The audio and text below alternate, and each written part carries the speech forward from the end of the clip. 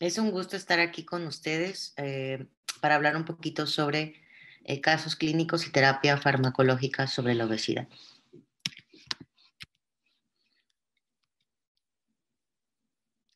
Estas son algunas de mis fichas técnicas y bueno, vamos a empezar. La grasa es un medio de almacenaje eficiente, como ya sabemos, en el manejo de la obesidad. Un gramo de grasa, a pesar de ser una reserva energética, puede generar 6 veces más energía que una de glucógeno.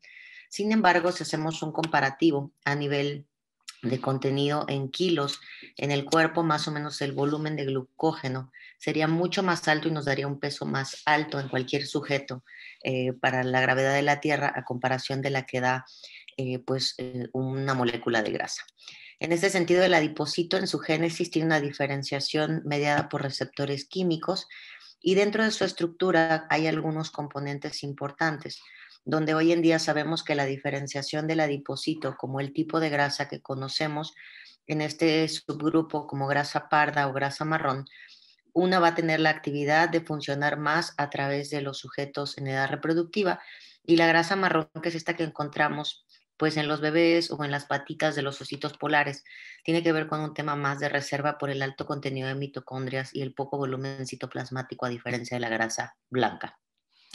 Existen otros dos tipos de grasa mencionados actualmente en la literatura, como son la grasa rosa, que tiene que ver con un pequeño panículo adiposo generado en el bebé durante la gestación y que es transitorio durante esta etapa de la vida, además de esa grasa beige, que se denomina así, en la transición donde podemos encontrar a pacientes o en estudios en ratones, donde podemos ver que un ratoncito al ser pues puesto en condiciones climáticas de temperaturas muy bajas puede llegar a empezar a cambiar su estructura de una célula blanca a una célula parecida al tejido marrón.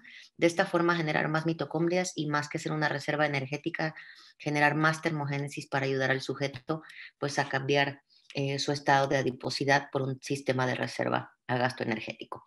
De todo nuestro tejido graso, del 60 al 70% son adipocitos y miden de 20 a 200 micrómetros, es decir, un adipocito puede hacerse tan gordito como así lo requiera. Y el resto de las células endoteliales pues van a ser otro tipo de células diferenciadas como macrófagos, pericitos y precursores de adipocitos en diferentes grados de diferenciación. De tal forma que el tejido graso es un sistema que a veces solo creíamos de reserva, pero es un sistema inteligente que es capaz de cambiar su génesis y tener una actividad autócrina y paracrina, y por esto es que produce un estado inflamatorio constante a medida que aumenta su producción y pues su capacidad o su volumen en el sistema funcional. Las funciones del adipocito son múltiples en este sentido, tienen un factor muy importante a través de la respuesta inmunológica. Al momento de hacer este crecimiento exponencial que les mencioné, es como si apretara las paredes de su propia dimensión y generar un estado de quimiotaxis con diferentes factores inflamatorios como son la interleucina 6 y factor de necrosis tumoral alfa. De esta forma genera pues el llamado de los macrófagos y esto va a considerarse como un estado inflamatorio perpetuante, de tal forma que aquellos sujetos que tienen un estado de adiposidad muy grande lo que van a hacer es generar un estado inflamatorio persistente a través del paciente con obesidad, entre más dure el proceso de tener pues grasa a nivel general.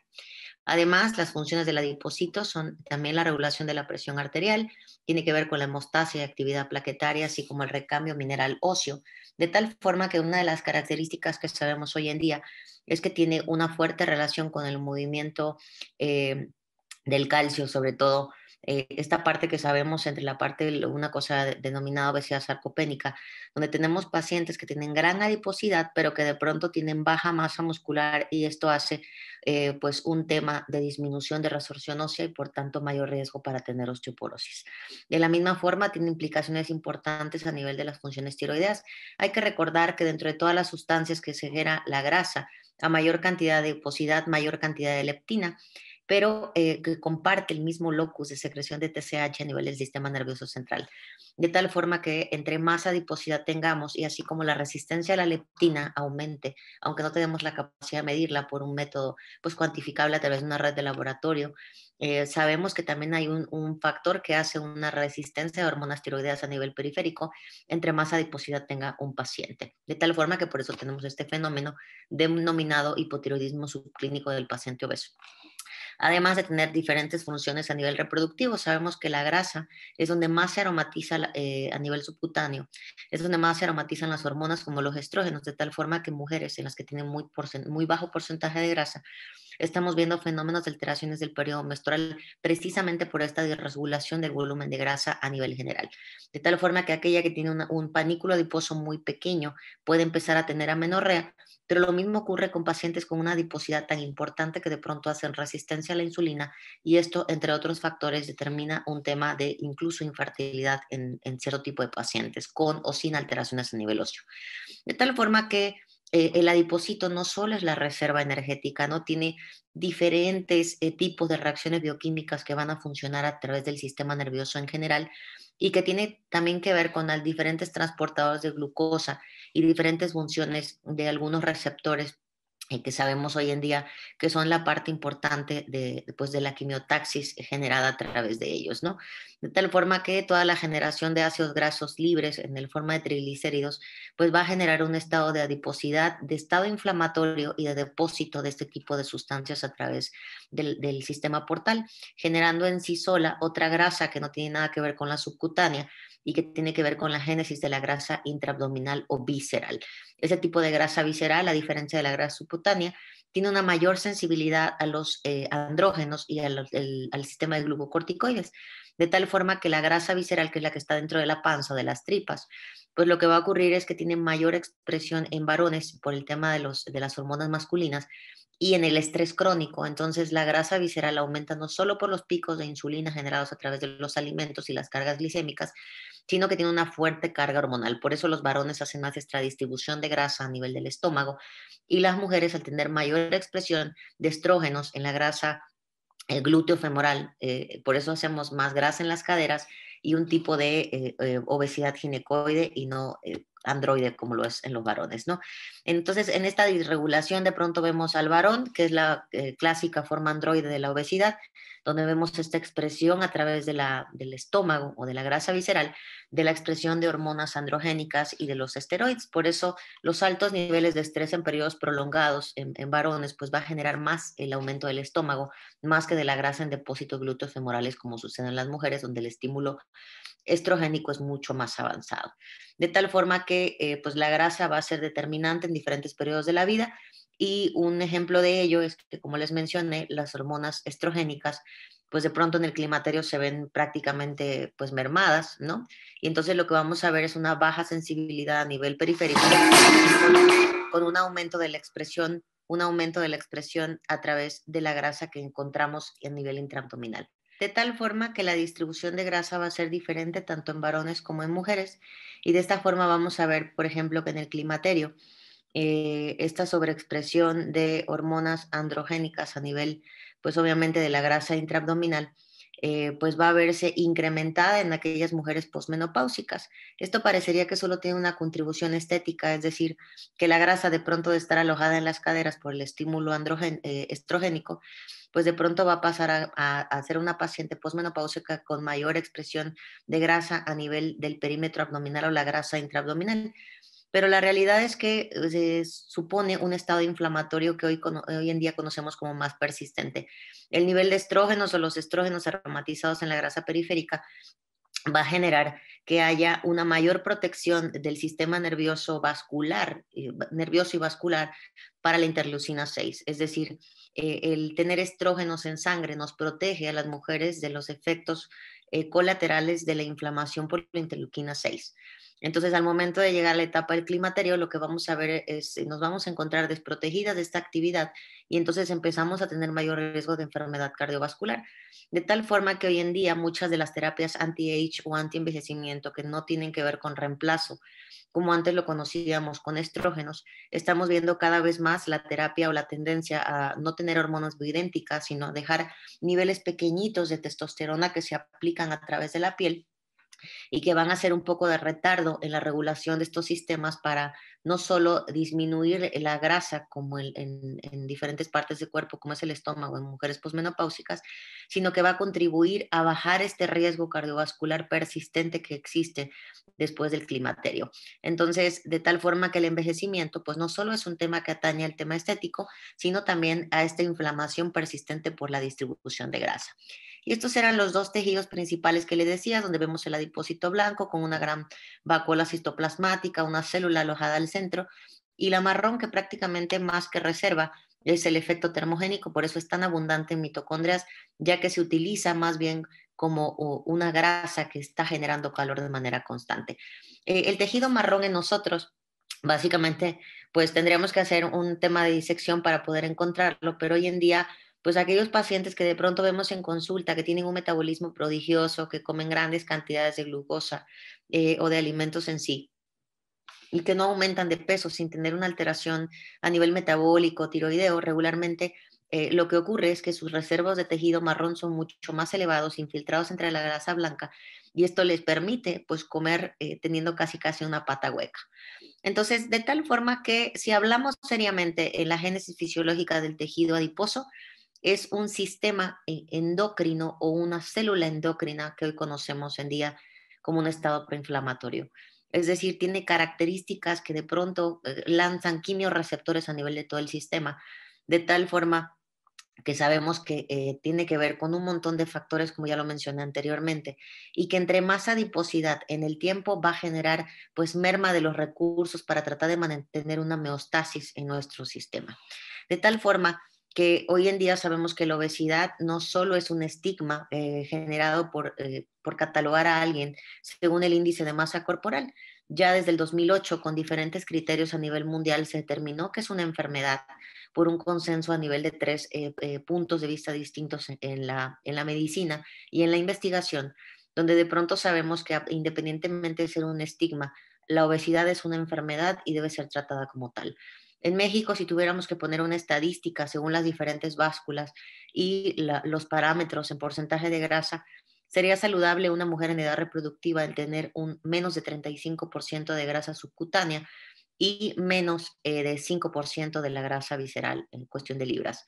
En varones buscamos en edad reproductiva tener menos del 25 a 26% según diferentes literaturas a nivel de grasa subcutánea y menos de 7 de grasa visceral, de tal forma que toda aquella adiposidad que vaya por arriba de estos rangos, independientemente del peso, que ya es una cuestión que cada vez, junto con el índice de masa corporal, solo sirve para catalogar estadios clínicos, pero que no nos habla de un tema de salud, es lo que tenemos que tomar como referencia para bajar el estado inflamatorio de un paciente. Entonces, independientemente de la distribución corporal en temas estéticos de grasa, la obesidad es una enfermedad y debe ser considerada como tal. En el 2015, perdón, se encontró esta adaptación de la prevención de cómo estaba el estadio de obesidad en diferentes países. De pronto pasando la pandemia y al 2021, tenemos hoy en día que esto aumentó a más del 30 y estamos estimando un 32,8% de prevalencia. De tal forma que la obesidad o diabesidad, como se determina hoy en día, sustancialmente ha aumentado en los últimos 40 años, de tal forma que la distribución me parecía estar más prominente hacia los varones. Ahora tenemos una disparidad de estar prácticamente en rangos iguales en obesidad y cada vez vemos más enfermedades atañadas al síndrome metabólico. De tal forma que la obesidad de pronto, pues tenemos un mal manejo de ella, lejos de hacer medicina preventiva en el tema de nuestro manejo como clínicos, no como nutriólogos, sino como clínicos. De pronto tenemos un paciente que empieza con criterios para tener alteraciones a todas las vías de descompensación metabólica y de pronto empezamos a hacer todos los manejos que tienen que ver pues con tratar las enfermedades de base, ¿no? Si es hipertenso, tiene dislipidemia, si tiene algún grado de hipertensión, y nos olvidamos que la obesidad de muchos de estos factores es el factor principal que desencadenó esa enfermedad. Pero de pronto cuando ya tenemos un paciente con criterios de severidad o riesgo alterado muy alto, con diferentes fármacos, con diferentes estadios de gravedad, entonces queremos tratar la obesidad más agresivamente cuando pudimos haberlo hecho desde estadios tempranos para evitar llegar a este punto en diferentes niveles y dependiendo de cualquier enfermedad y guía. De tal forma que hoy sabemos que los beneficios en la pérdida de peso son sumamente importantes. hablando en el tema de diabetes, hipertensión, todo lo que tiene que ver con síndrome metabólico, obviamente la hiperglicemia, o ya incluso considerada como la hemoglobina glucosilada, y la MALF, aquí digo, básicamente se me fue la N por la M. Hoy en día sabemos que a partir del 2020 el Consenso Internacional para el Hígado Graso determinó que este NALF ahora es MALF, con sus siglas en M por la relación a síndrome metabólico, y que si tuviéramos que hacer una relación de los criterios de síndrome metabólico sería el equivalente al perímetro abdominal. Entonces, las enfermedades que más veo hoy en día en consulta, pues, y me imagino que ustedes también, es el paciente que te dice a gritos desde el momento en que entra por la puerta que tiene apnea del sueño, que está roncando, que tiene hipertensión reactiva nocturna, que tiene desgaste de rodillas desde gonartrosis grado 1 hasta grado 4, un tema de disvolumen o incontinencia urinaria, así como todas las enfermedades por reflujo, y pues el ovario poliquístico cada vez más toma papel a nivel general. Entonces, de tal forma que el hecho de bajar de peso va a disminuir no solo la frecuencia de la aparición de estas enfermedades, sino que también nos va a ayudar a mejorar el tratamiento de estas, ¿no? De pronto tenemos un paciente que pasa a nuestra consulta, empezamos a ver laboratorios y de pronto queremos prescribir medicamentos para cada una de estas patologías y nos olvidamos que muchas de estas tienen que ver con si hacemos medicina preventiva por una disminución en la cantidad de kilos de grasa, ¿no? De tal forma que las intervenciones con beneficios en la pérdida de peso, pues obviamente son múltiples, de tal forma que en un metaanálisis importante, viendo todas las mejorías a diferentes niveles, se llegó a la estratificación de que bajar de un 5 a un 10% del peso corporal va a tener implicaciones benéficas para el riesgo de estas enfermedades. Y si un sujeto hoy en día, por ejemplo, tiene 20 kilos, decir, bueno, el 5% prácticamente son 2 kilos, 5 kilos, un kilo, perdón.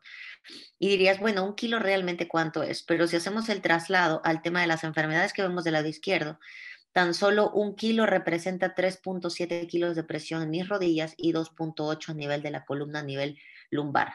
De tal forma que un kilo si mejora, el disminuirlo mejora hasta 4 años la expectativa de vida. Entonces, el hecho, como les comenté, hablando en términos de pérdida de peso, yo hablaría en términos de porcentaje en kilos de la pérdida de peso, ¿no? Más que del porcentaje de kilos en sí. De tal forma que hoy en día sabemos que para tener un control del paciente con obesidad tiene que haber un tema de reeducación. El gran problema que tenemos en México y el que nos estamos enfrentando y al que finalizando este 2021 nos encontramos con que no 7, sino 8 de cada 10 pacientes tiene algún grado de sobrepeso u obesidad en México, cada vez a pesar de las campañas que se han hecho pues a nivel gubernamental y las campañas que tenemos los profesionales de la salud, cada vez tenemos más problemas para mejorar esta parte. Y todo parte del tema de la educación, desde la mala información de los pacientes, desde la mala información a través de redes sociales del manejo sobre la obesidad, desde la mala praxis y sobre todo desde no ver a la obesidad como una enfermedad y no tratarla, tanto como médicos como nutriólogos. Hoy en día se dice que por cada 2.100 pacientes solamente existe un nutriólogo atendiéndolo, ¿no? Entonces, el margen pues ahora sí que de prevención que tenemos que manejar es muy alto. Cada vez existimos más gente que nos dedicamos no solo pues ¿cómo decirlo?, a la especialidad de base, sino que empezamos a ampliar nuestros panoramas para mejorar la calidad de vida de todos aquellos que vienen a consulta con nosotros. Y bueno, sí es importante también el tema del seguimiento. Hay que recordar que un paciente que baje 20, 30 kilos, el tema no es bajarlos, el tema es la persistencia y la constancia en mantener ese grado. No es, ahorita con el tema de la pandemia, aquellos que subieron muchísimo de peso, a lo mejor subieron 20 kilos, 10 kilos, 30 kilos. El problema no es el acné de haber subido tanto en ese periodo de tiempo, porque si podemos volver a hacer el retroceso, el estado inflamatorio no va a hacer tanto daño en el sistema. El problema es aquel gordito que perpetúa el estado de obesidad en el tiempo y que esta inflamación crónica va a generar, pues obviamente, todo lo que ya sabemos que desencadena a nivel metabólico. De tal forma que hoy en día podemos tener un tema de plan de alimentación que es la base fundamental de empezar a comer mejor, de tomar mejores elecciones, a un tema de conciencia, la actividad física y obviamente en ese sentido también diría el apoyo psicológico, ¿no? Muchos pacientes tienen una relación en México de la comida con un tema de recompensa o de castigo. Y entonces cada vez vemos más trastornos alimenticios en la consulta, durante los cuales no solo es el trastorno por atracón, la bulimia o la anorexia, sino existen, según el DSM-5, otro tipo de trastornos no catalogados dentro de estos o con criterios, pero que son trastornos de la alimentación y que uno de ellos degenera en la obesidad, ¿no? Además, aquí cuando pongo medicamentos, si es necesario, siempre entramos en controversia cuando hablamos de la utilización de fármacos, pero yo hoy en día, hablando en este sentido, de qué es lo que ocurre, podría decirles que hace 10 años que empecé a ver obesidad, me acuerdo que los criterios clínicos, porque hoy en día trabajo con un grupo bariátrico, hace 10 años los criterios para someter a un paciente a cirugía bariátrica era precisamente desde obesidad grado 2 ya era candidato, y desde obesidad grado 1 con más de una o dos comorbilidades asociadas o no a síndrome metabólico o relacionadas con obesidad, era candidato para cirugía metabólica. Así como en los últimos 10 años cambió de que la glucosa se intensificó de estar arriba de 110 para hacer resistencia a la insulina, bajó a 101, los criterios en cirugía metabólica bajaron y son casi los mismos de uso de terapia farmacológica que están bien establecidos hoy en día. A partir de 27.5, es decir, sobrepeso moderado, con más de 2 factores de riesgo de alguna enfermedad relacionada a obesidad, el paciente ya es candidato a cirugía bariátrica.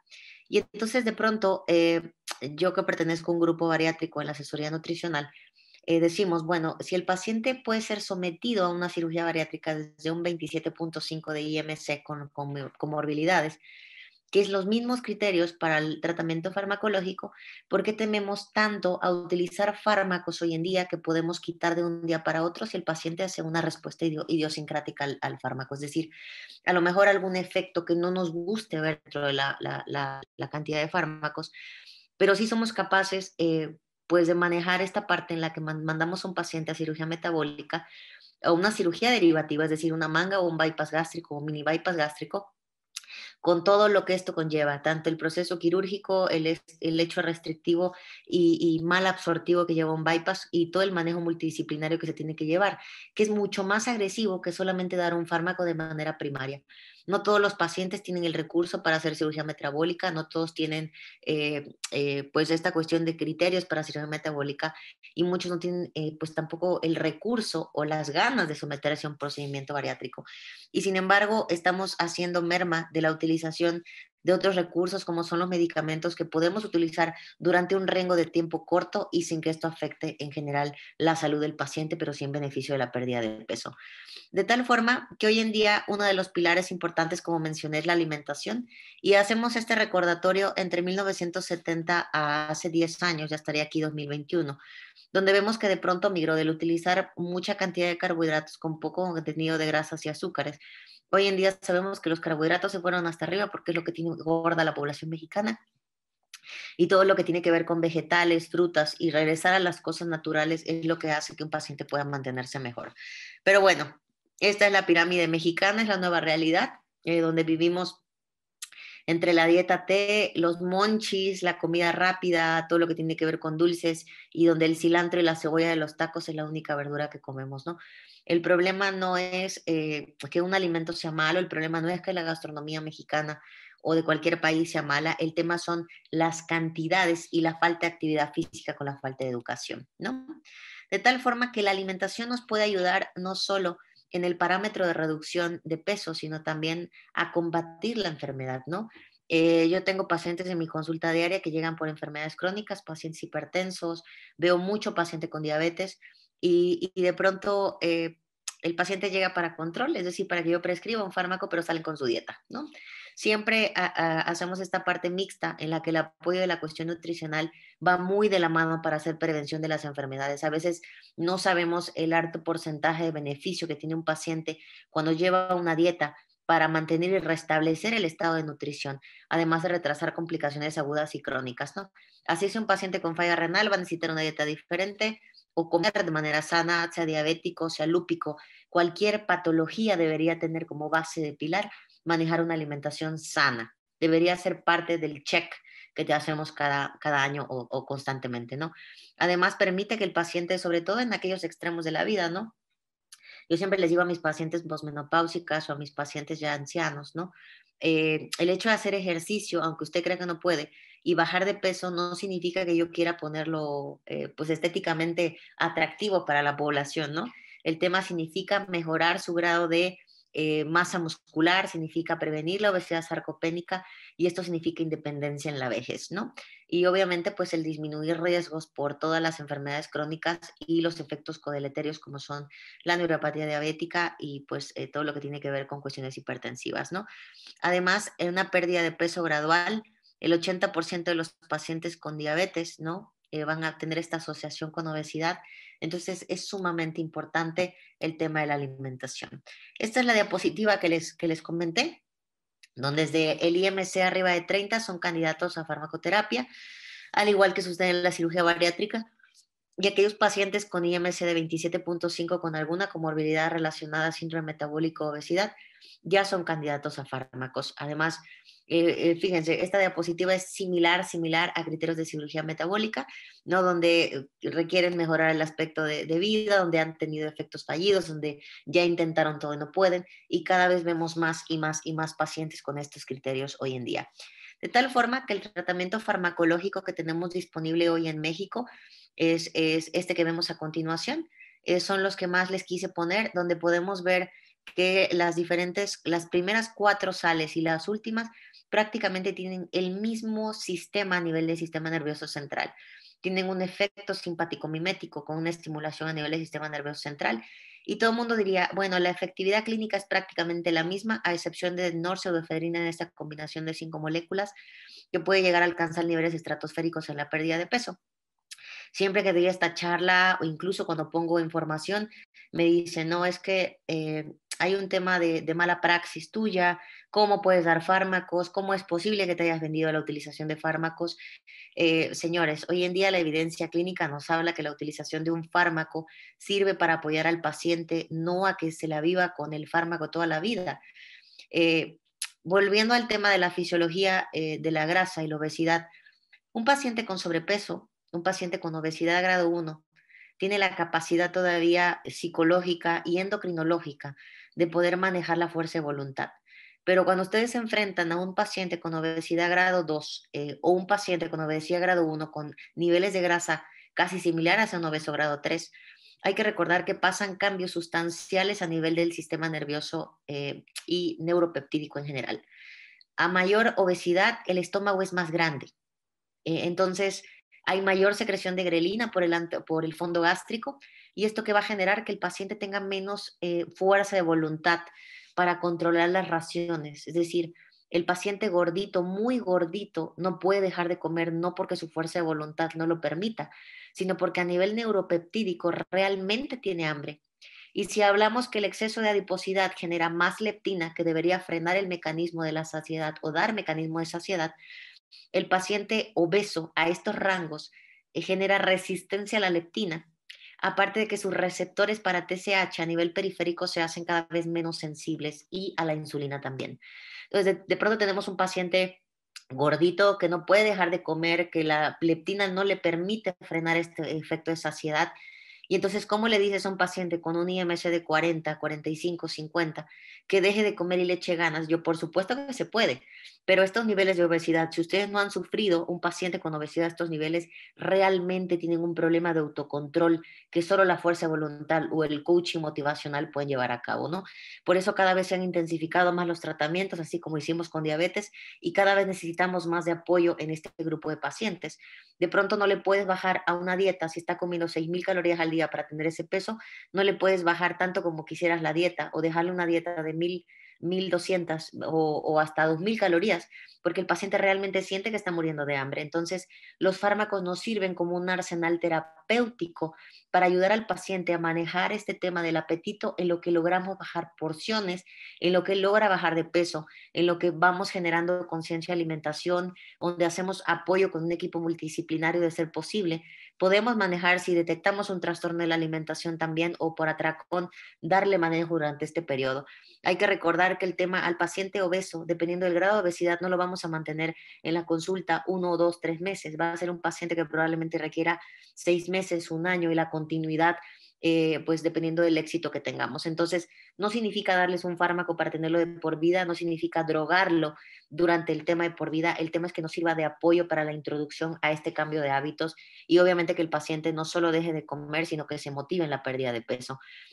Todos estos estudios, a excepción de fentermina, han sido utilizados en México en diferentes estudios clínicos de margen de tolerancia cardiovascular muy buenos y de seguridad farmacológica, es decir, todos los, tanto Masindol como norpseudoefedrina, fentermina, etilpropión y fenfoprorex, en esta combinación con diazepam, todos los estudios en mexicanos son a 6 meses de tolerancia y eficacia, es decir, ¿cuánto podemos darlos? Hasta 6 meses, señores. La posología es una monodosis en ayuno.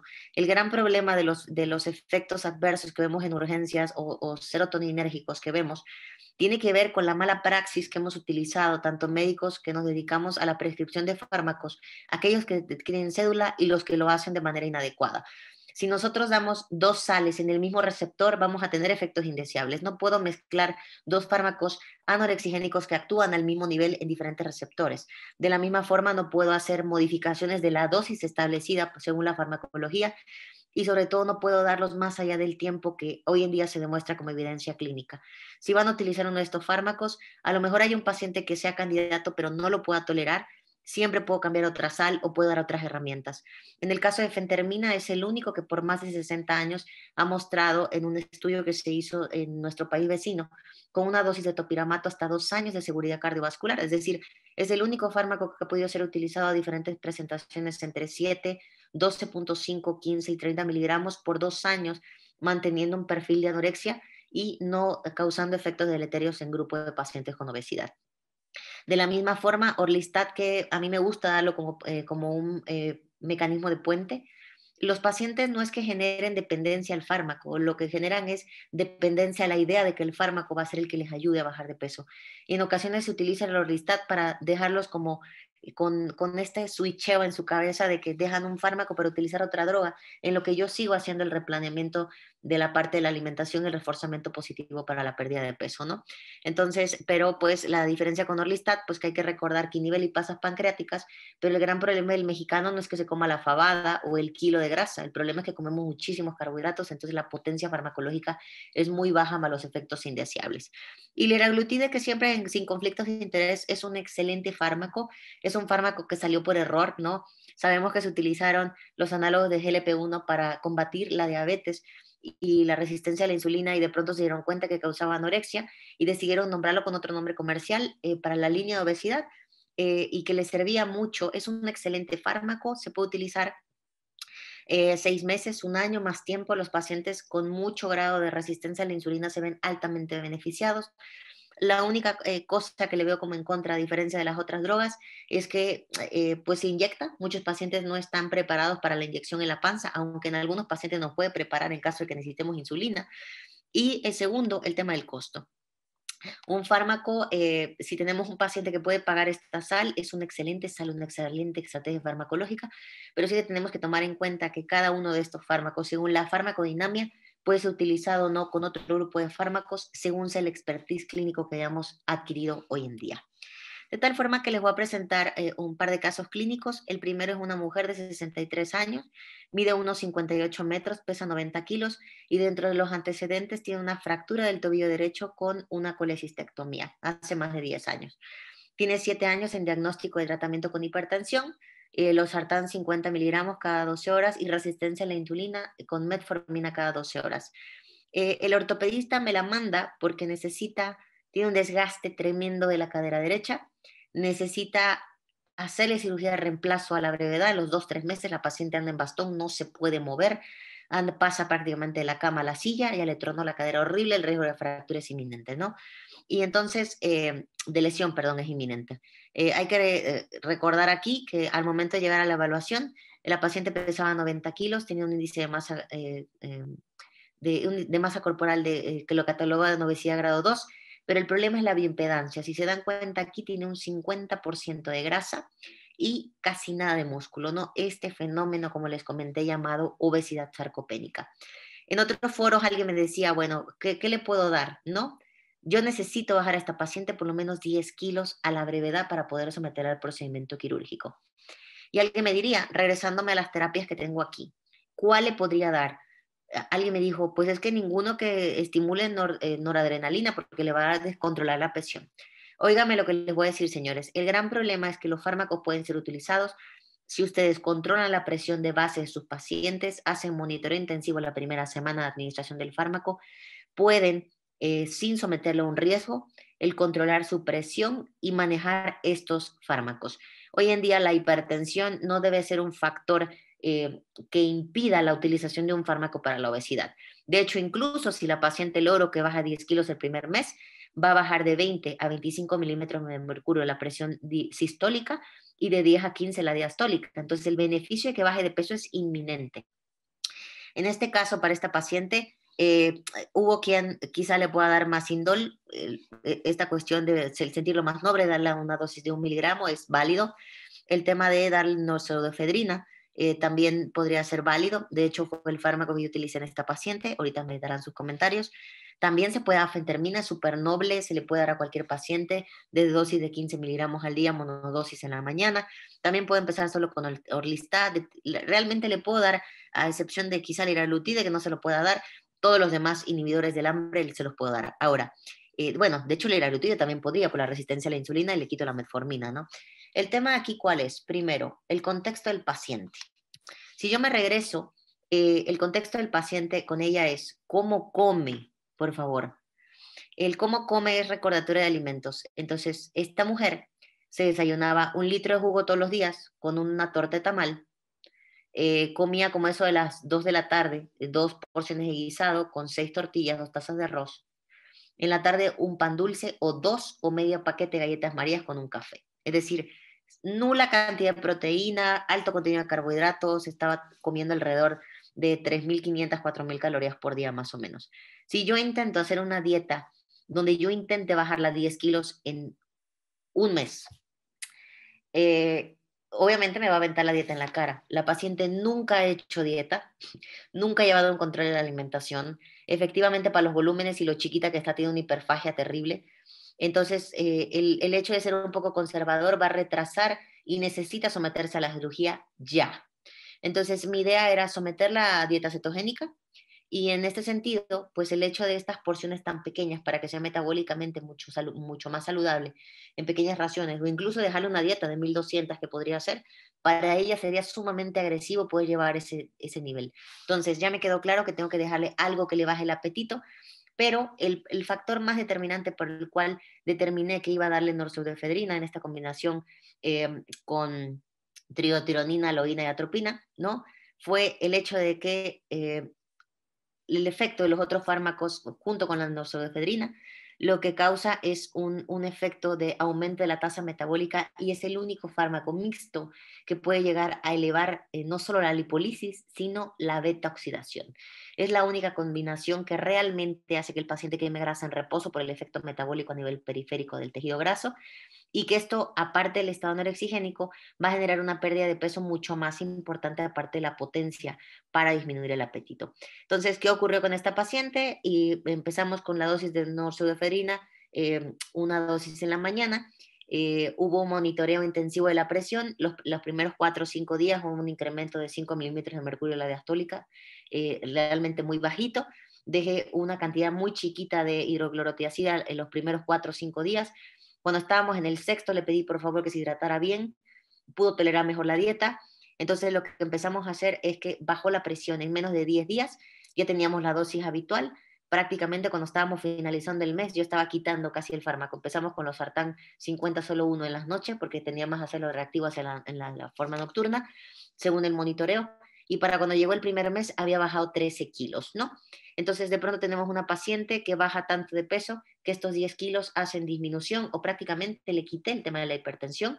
Si hubo un seguimiento, un apego farmacológico, son pacientes de alto riesgo. Entonces, si yo voy a utilizar un fármaco que me da miedo, ojo, el tema es el seguimiento en el paciente. No hay contraindicación si nosotros tenemos un paciente muy monitorizado, 24/24, que se sienta tranquilo, teniendo todo el apoyo para lograr el objetivo clínico. Entonces, de pronto, a 2 meses, la paciente bajó 20 kilos, Hice esta transición 4 días antes de hacer switcheo.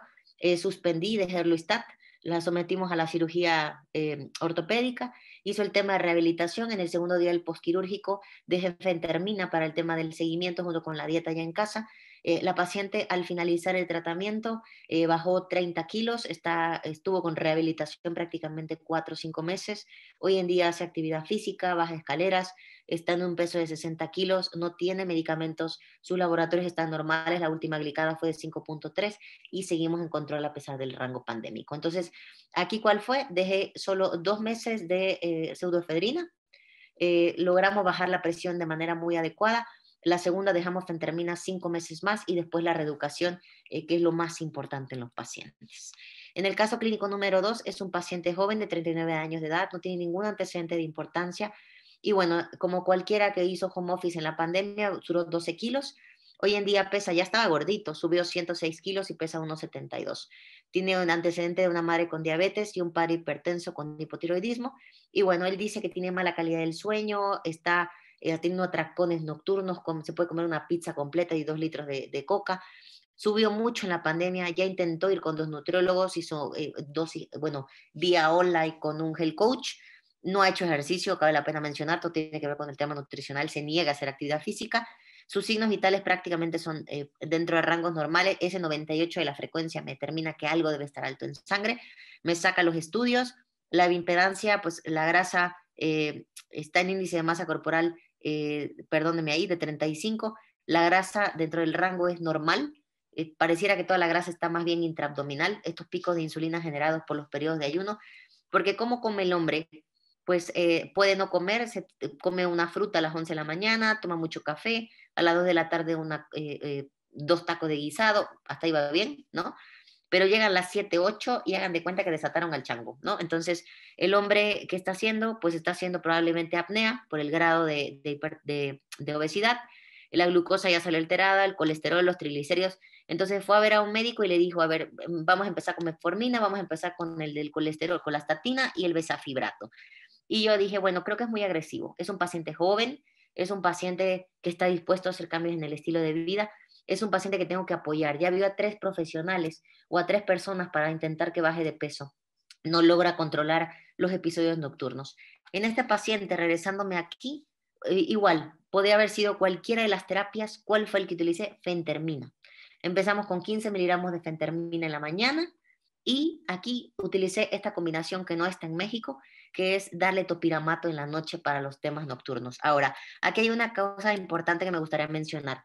¿El paciente cumple criterios con un TANE? No. No son atracones propiamente, o sea, llega a comer mucho. Hay que recordar que un atracón es más de 3 en una semana, según el DSM-5, y cantidades tan magistrales donde haya sentimiento de culpa. Él no siente culpa para empezar, ¿no? Él simplemente come y siente que pues come lo que tiene que comer, ¿no? Ahora, pues se puede acabar una pizza, ¿no? Si fuera un atracón realmente se podría tomar 2, 3, 4. El tema es que más bien está comiendo demasiado a nivel calórico en la noche, es donde hace la compensación y esto le inhibe el sueño y de pronto anda picoteando por aquí y por allá. Entonces, es un trastorno más mixto la alimentación. Si fuera un trastorno por atracón, habría que darle y no le recaptura de serotonina. Hay que recordar que las dosis son más altas de lo habitual, hasta 3 veces en el caso de sertralina, o mejor dicho, en el caso de fluoxetina, llegamos hasta dosis de 60 miligramos para tratar ese tipo de trastornos, pero no es el caso del paciente. Él necesita cambiar este tema de los hábitos que ha generado con la pandemia y el estar en la inclusión en casa y hacer un tema de reestructuración en el tema de la alimentación, pero obviamente recurre a mí por el tema de la cuestión farmacológica.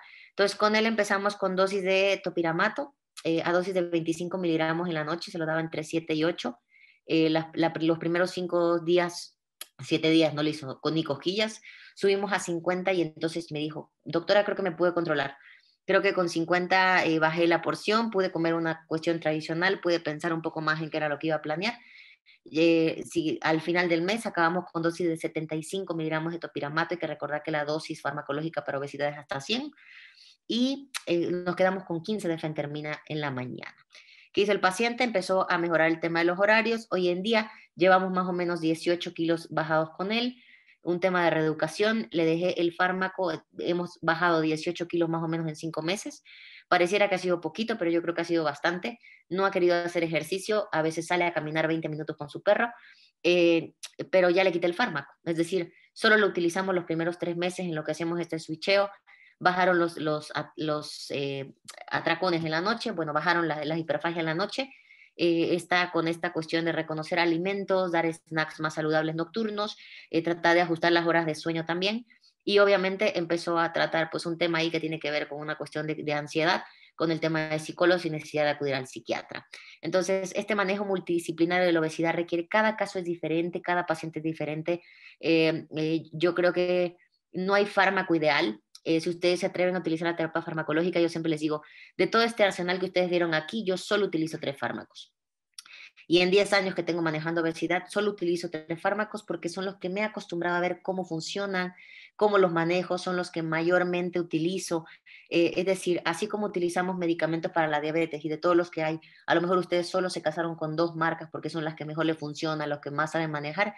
Lo mismo puede pasar en tratamiento con el paciente obeso, ¿no? De pronto decir, este es el rango, así como de pronto hacen ayuno intermitente, así como de pronto pueden hacer dieta cetogénica o baja en calorías o por conteo de carbohidratos. Yo creo que no hay una terapia estandarizada para manejar la obesidad. El tema hoy en día es saber y reconocer que la obesidad es una enfermedad crónica, es una enfermedad que requiere un equipo multidisciplinario, es saber que la parte educativa es la parte más importante, la herramienta farmacológica, la herramienta psicológica, psiquiatra, diferentes medicamentos, todo debe de ser consensuado, cada paciente es distinto, hay que individualizar el tratamiento. Obviamente va a haber pacientes que sean candidatos también a cirugía bariátrica. La cuestión, ¿cuál es aquí? La obesidad hay que catalogarla como una enfermedad que cada vez nos pone más riesgo de tener más enfermedades crónicas y que puede ser previsible, prevenible, puede ser tratable y que debe ser tratada como tal. Muchísimas gracias, espero sus dudas y comentarios.